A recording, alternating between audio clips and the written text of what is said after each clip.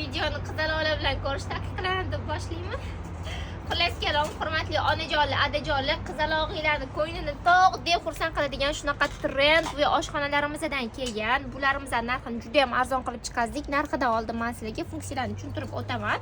Bularimizni bemalol qilib burab qo'yganingizda yonadi, svetlari yonadi. Undan tashqari shunaqa ovoz chiqaradi.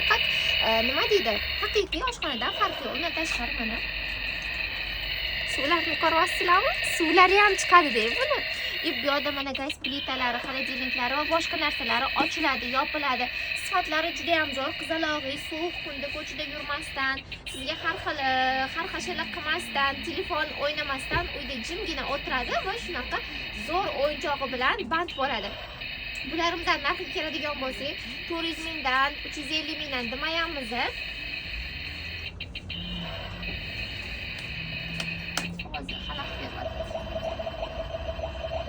400 mingdan 350 mingdan demayamiz.